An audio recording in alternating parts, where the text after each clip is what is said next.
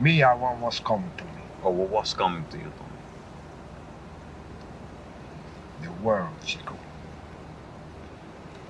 And everything in it. Adult film actor Jay Hefner was tragically shot dead in an incident described by... Yeah. Did you cry when you found out? She was bawling. I was for like weeks. I still think about him and cry. This is Savion Hopkins, a 24-year-old father, model, and rising entertainer who would be shot dead in the early hours of September 8, 2024, trying to save his cousin from violence.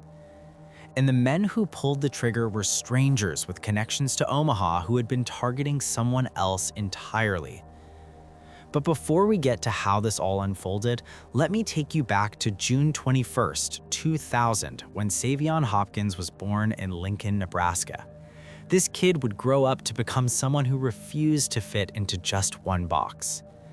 While the headlines would label him an adult film star, that barely scratches the surface of who he actually was. Hopkins built a career that spanned multiple industries with an intensity that most people couldn't maintain in one.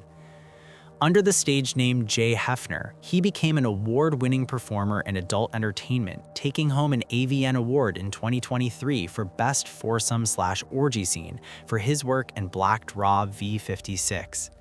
But that was just one piece of his hustle. He was simultaneously grinding as a model for major fashion brands. We're talking Fashion Nova, Rockstar Original, and Drawls Brand Co., the kind of brands that don't just hand out ambassador deals to anyone. Hopkins had the look, the drive, and the work ethic to back it up. He understood that in today's world, you can't just rely on one income stream, so he built several. Then there was his music. Hopkins was releasing tracks and videos as a rapper, carving out space in an already crowded industry. Fan tributes after his death highlighted his music on platforms like SoundCloud, showing that while it might not have been his primary focus, he was serious about his artistry. And here's the part that might surprise you. Hopkins had recently completed a degree in dentistry. He became a certified veneer technician and was working at a dental office alongside his girlfriend, Madeline Murchison.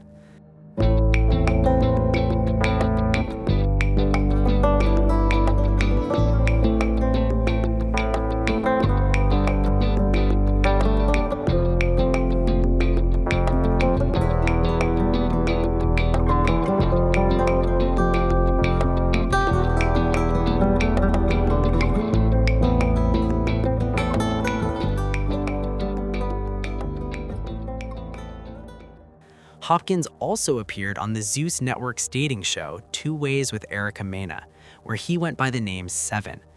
The show was filmed before his death, but aired posthumously, which made the loss hit even harder for everyone involved.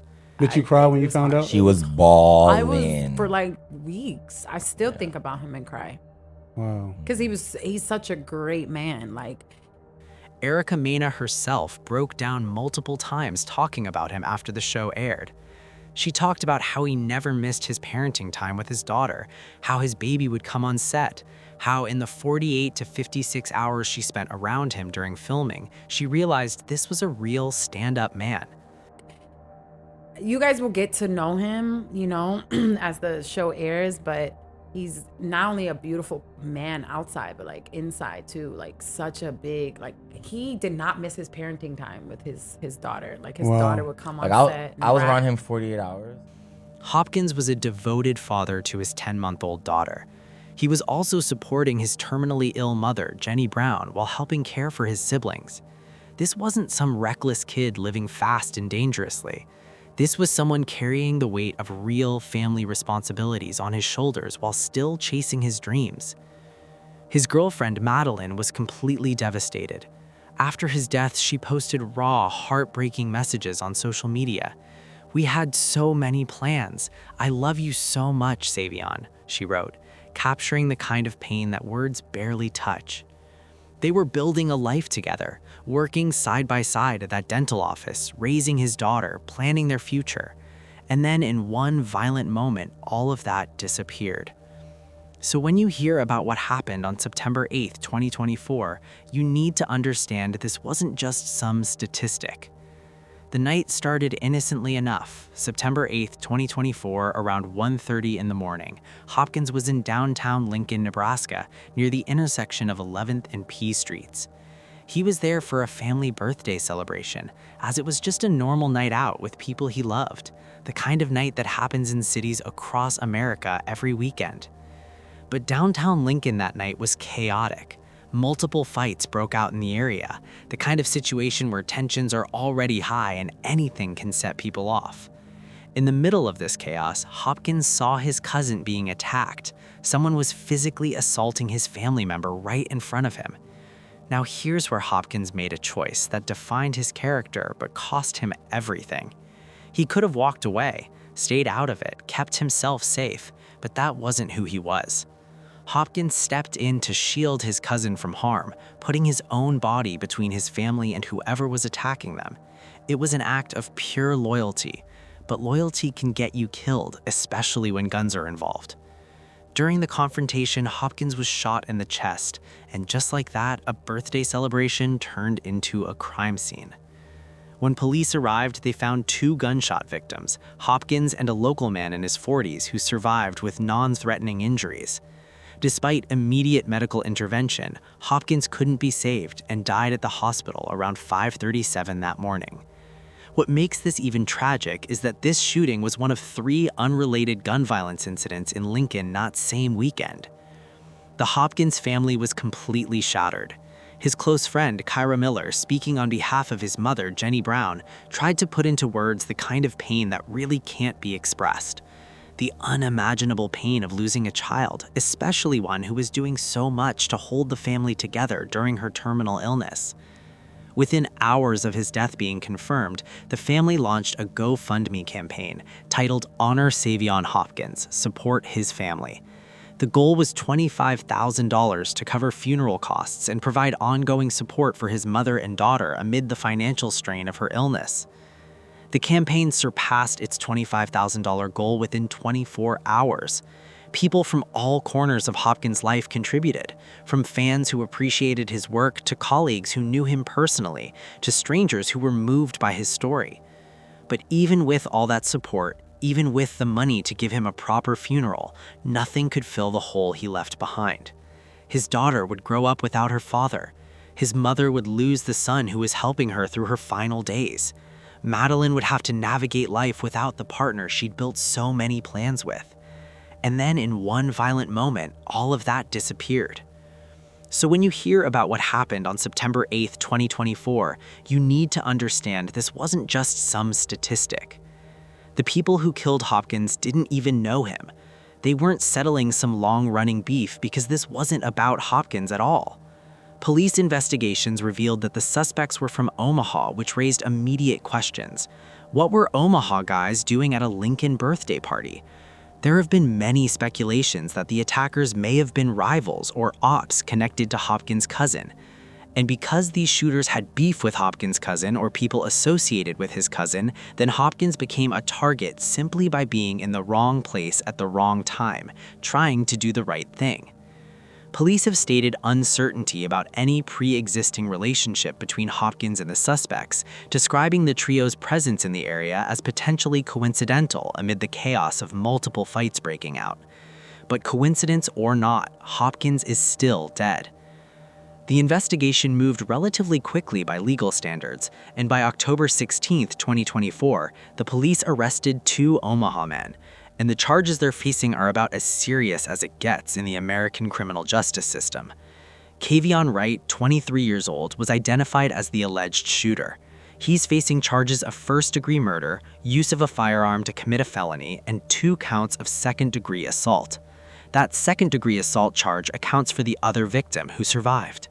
If convicted on all counts, Wright's looking at spending the rest of his life behind bars. The second man, Gregory Bahati, 30 years old, was charged as his accomplice. And here's where things get really interesting from a legal standpoint. Initially, Bahati was charged with aiding and abetting, which is basically helping someone commit a crime. But prosecutors weren't satisfied with that. By January 9, 2025, Bahati's charges were upgraded to direct involvement in first-degree murder, second-degree assault, and firearm use. Why the upgrade? because evidence includes witness accounts of Bahati yelling, "Shoot him," moments before the gunfire. He allegedly actively encouraged Wright to pull that trigger and gave the verbal command that ended Hopkins' life. In the eyes of the law, that makes him just as responsible for the murder as the person who actually fired the gun. Bond was denied for both suspects, meaning they've been sitting in jail since October waiting for their day in court. The arraignment happened on October 17, 2024, and as of now, the case remains in the pre-trial phase. But Hopkins' murder isn't happening in a vacuum. To really understand what he walked into that night, you need to know about another eerily similar case that happened just 3 years earlier in the same region. In June 2021, a 37-year-old man named Timothy Washington was killed in a gang-related shooting at a bar in Omaha. It was around 2 in the morning when shooters fired into the bar at 39th and Ames Streets using a high-powered rifle. Timothy Washington was shot dead on the spot, and some other people were injured. And the people responsible for this deadly shooting were 2 15-year-olds. Quan White of Omaha and Mariano Flores of Lincoln weren't just randomly shooting up a bar, they were on a mission. These teenagers, affiliated with a group opposed to the Crips, were actively hunting for Crips members across Omaha. They were targeting rival territory in what can only be described as a shooting spree, scouting for getaway vehicles and firing indiscriminately into a crowded bar. 3 teens were hunting for people when they allegedly stole a car last year and headed for enemy gang territory. It's a story you'll only see on 6 News. Brian Mastery takes us inside the courts as the state presents some of the evidence against them. An Omaha police detective spent 3 hours on the witness stand this afternoon here at the Douglas County Courthouse, outlining a case of several violent events that took place in June of 2021 over the course of a few days, including murder. The accused, 2 16-year-olds and a 15-year-old. Actually, Noah Kawunda would have been just 14 at the time of the alleged crime spree. Investigators say he was the primary driver as the teens crisscrossed Omaha, looking for apparent getaway vehicles and members of a rival gang, the Crips. This was the scene of murder, June 16, 2021. It's after 2 a.m. when Timothy Washington was shot and killed by what detectives say was a high-powered rifle outside a bar at 39th and Ames. A number of people fired back at the car from the parking lot, some 40 rounds. Omaha Police Detective Jordan Brandt testified that at least 3 individuals were in the stolen car that fired the shots and that they were looking to shoot people in areas known to be frequented by Crip gang members. Investigators say 16-year-old Quan White, also accused of murder and robbery and assault, had photos of all 3 of them with the stolen car around the time of the murder. Detectives also had a warrant to follow where their phones had been. The 3rd individual arrested for murder, 16-year-old Mariano Flores of Lincoln. The detective testified that the items he wore were spotted in the photos and on several security cameras along the route. Nobody wins. It's pretty sad. Young victims losing their lives. You know, my brother lost his life. So nobody really wins. I just hope that we get justice is what I pray for. Asha Washington is the big sister to murder victim Tim Washington. She says her brother was a ball of joy, always silly, taken way too soon. He was 37. She can't believe how young the accused killers are. Love your kids, hold your kids, let them know that they're wanted to be around, and there's better ways, you know, move them out of town, whatever you got to do to make sure that, you know, they have a successful future and not going out hunting for people instead of hunting for jobs or colleges. In the end, the judge said that there was enough evidence to move to the next phase and go to trial. On your side from the Douglas County Courthouse, Brian Mastery, 6 News. And there will be another stage for the judge before moving forward. The teenage defendants will argue that they should be tried as juveniles and not adults. Timothy Washington, like Hopkins, appears to have been caught in the crossfire, an unintended victim of gang violence that had nothing to do with him personally. The parallels are chilling. Both shootings happened in the early morning hours at or near bars and involved the Omaha-Lincoln corridor. But here's what makes the Washington case particularly relevant to understanding Hopkins' murder. It shows the depth of gang violence that's been festering in this region for years. In June 2021, White and Flores were convicted on 11 counts, including first-degree murder. One was sentenced to 320 years in prison. The other received life-eligible terms. Sentence in an Omaha courtroom, Mariano Flores will spend the rest of his life behind bars. Investigators say the 19-year-old and another teen looked for rival gang members in June of 2021. They were both 15 years old when they shot up a bar with a high-powered rifle, killing Timothy Washington. The other suspect in the case, Quan White, will also spend the rest of his life in prison. Convicted in a 2021 murder learned his fate in Douglas County District Court. A judge sentenced 18-year-old Quan White to 320 years behind bars. He had been convicted on 11 counts, including murder. 18-year-old Mariano Flores, the teen believed to be with him, is convicted for the exact same crimes. His sentencing has been moved back to December. Investigators say back in June of 2021, the teens had been looking for getaway vehicles. At one point in the early morning hours, they went into a bar on 39th and Ames, where 37-year-old Timothy Washington was killed. White has been given 1,105 days credit for time already served. And now, Hopkins' case has revealed an even bigger picture. By November 2025, the state charges against Wright and Bahati were dismissed and absorbed into a broader federal RICO indictment. The indictment, unsealed on November 18, 2025, charged 13 alleged members of the Omaha Crip 4S gang with racketeering, firearms trafficking, and violent crimes in aid of racketeering. Wright and Bahati were specifically charged with murder in aid of racketeering for Hopkins' death. They've been charged in connection to a homicide in Lincoln last year, were federally indicted on organized crime charges this week, including murder in aid of racketeering. This is coming out of the U.S. Attorney Leslie Wood's office. The state says Gregory Bahati and Kavian Wright are among 11 other members of the Crips gang enterprise in Omaha. The indictment accuses 13 people of committing violent acts like shootings, killing innocent people in the meantime. Bahati and Wright each received 8 counts in the federal case. They're accused of killing 24-year-old Savion Hopkins last September after a fight outside a bar near 11th and O Streets. The Crip 4S is a merger of the 40th Avenue Crips and the 44th Avenue Crips, and according to federal authorities, they commit violence to maintain status within the gang hierarchy. The indictment alleges these acts maintained or increased Wright and Bahati's gang positions, part of a pattern involving 5 shootings from March 2024 to March 2025. What's even more disturbing is that Bahati was previously convicted in a 2016 RICO case. He pled guilty in 2017 and served 7 years. So this is a repeat offender who clearly didn't learn anything from his first federal conviction. And there is more tonight. The half-dozen suspects have long criminal histories. In fact, all of them have appeared in news stories on KMTV in the past few years.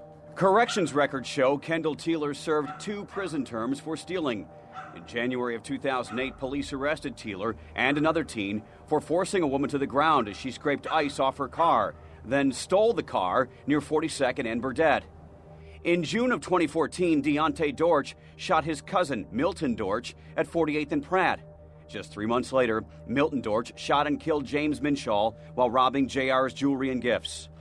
Greg Bahati made headlines in August of 2010 when police arrested him for firing a gun on a school bus while he was a student at Omaha Burke High School. Authorities arrested He got out and allegedly went right back to the same gang activity that landed him in prison the first time. Hopkins' death sparked broader conversations about gun violence prevention, family protection dynamics, and the vulnerabilities faced by young black men in social environments. His case, along with Timothy Washington's murder 3 years earlier, serves as painful examples of how quickly nights out can turn deadly, how gang rivalries create danger zones in public spaces, and how gun violence doesn't discriminate based on your career, aspirations, or whether you're even involved in the conflict. The comparison between these 2 cases highlights something deeply troubling about Nebraska's urban centers in the 2020s. Both incidents occurred at bars in the early morning hours.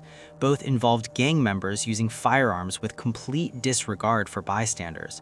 Both resulted in deaths of people who weren't the intended targets or had no gang affiliations. And both have led to severe legal consequences, whether through state convictions carrying hundreds of years in prison or federal RICO charges that could result in life sentences.